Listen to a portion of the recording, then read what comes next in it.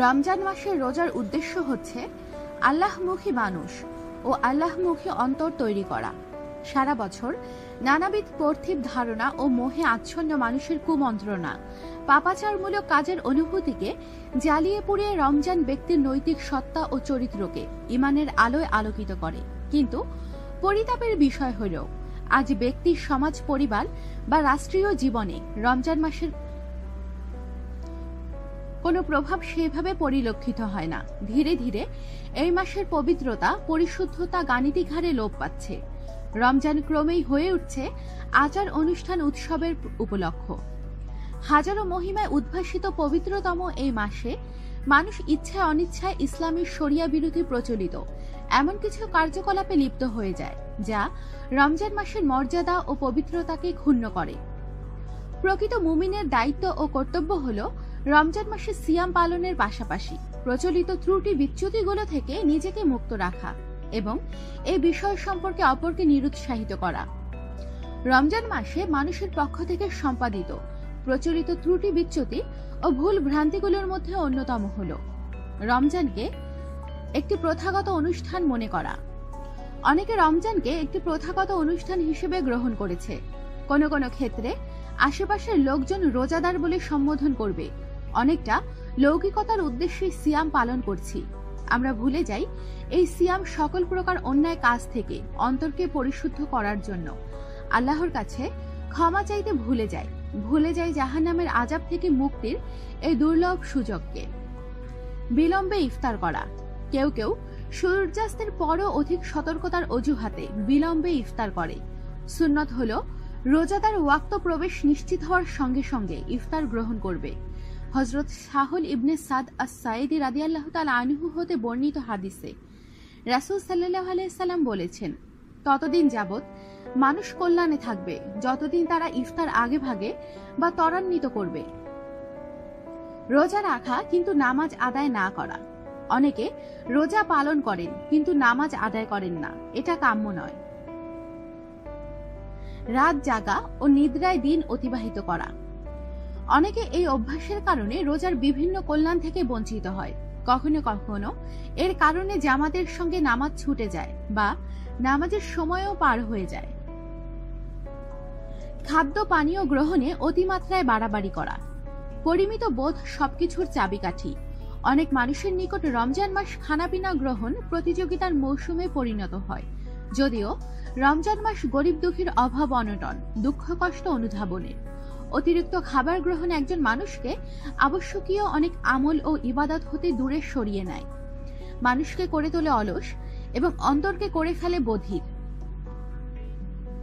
স্বাস্থ্য কমানোর লক্ষ্যে রোজা রাখা।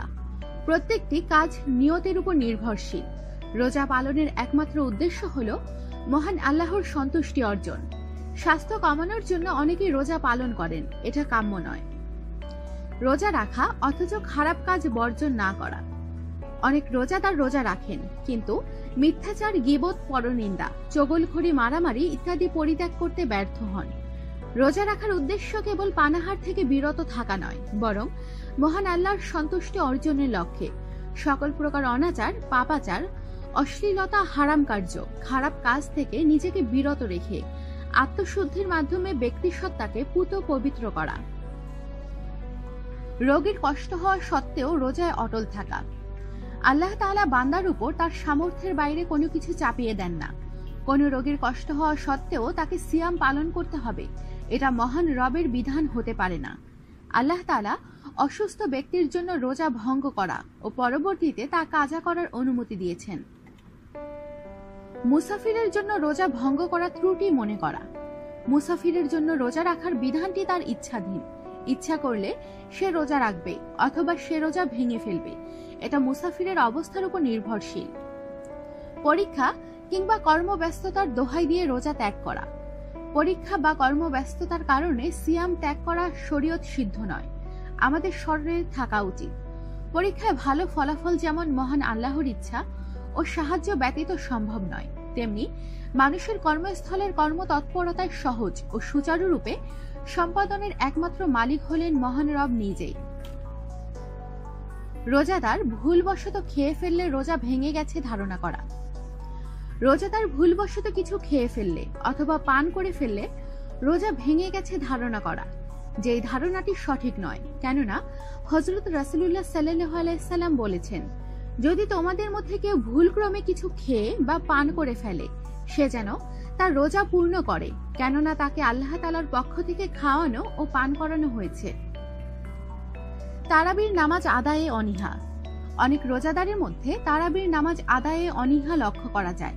তারা তারাবি আদায় না করে নিরর্থক কাজে লিপ্ত থেকে মূল্যবান এই সময়কে অতিবাহিত করেন, যা বড় ধরনের পাপ।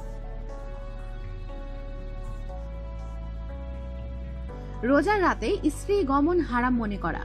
বস্তুত দিনের বেলায় রোজা থাকা অবস্থায় স্ত্রী গমন নিষিদ্ধ, কিন্তু রাতে হারাম নয়। দোয়া কবুল হওয়ার সুযোগগুলো ছেড়ে দেয়া। সিয়াম পালনকারীর দোয়া মহান আল্লাহ তাআলা কবুল করে থাকেন। আমাদের কেউ কেউ এই সময় দোয়া না করে অপ্রয়োজনীয় কথাবার্তা, দুনিয়াবি কাজকর্ম নিয়ে ব্যস্ত থাকি। আমাদের অসতর্কতার কারণে দোয়া কবুলের এই মহা সুযোগগুলো আমাদের হাতছাড়া হয়ে যায়। ঈদের প্রস্তুতির জন্য শেষ দশককে অবহেলায় কাটানো। অনেকেই ঈদের কেনাকাটা নিয়ে মার্কেটে ঘোরাঘুরি করে রমজানের শেষ দশকের দিনগুলো অবহেলায় অতিবাহিত করে থাকেন। যথাযথভাবে ইবাদত না করে বা লাইলাতুল কদর অন্বেষণ না করে মার্কেটিংয়ে ব্যস্ত থাকা কাম্য নয়। রমজান মাসকে যথার্থ গুরুত্ব না দেয়া। অনেক রোজাদার এই মহামূল্যবান মৌসুমকে যথাযথ গুরুত্ব দিতে ব্যর্থতার পরিচয় দিয়ে থাকেন। আমাদের উচিত এই পবিত্র মাসের প্রতিটি সময়, ক্ষণ, মুহূর্ত মহান রবের ইবাদতে কাটানো, যাতে এই মাসের সর্বোচ্চ সওয়াব হাসিল করতে পারি।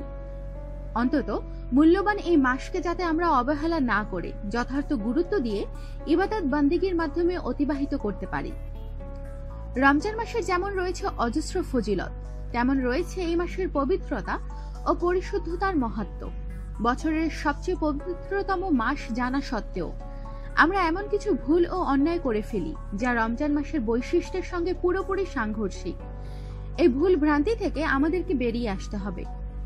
মহান রবের নৈকট্য লাভে মাসব্যাপী একনিষ্ঠভাবে রোজা পালন, তারাবি আদায়, অপরকে ইফতার করানো, তাহাজ্জুদ আদায়, বেশি বেশি নফল ইবাদত পালন, নিয়মিত কোরআন তেলাওয়াত, বেশি বেশি ইস্তেগফার করা, দোয়া, জিকির আজকার, দান সদকা সহ নানাবিধ আমলের মাধ্যমে আত্মশুদ্ধি অর্জনের সর্বাত্মক চেষ্টা করাই হবে রমজান মাসের মূল অঙ্গীকার।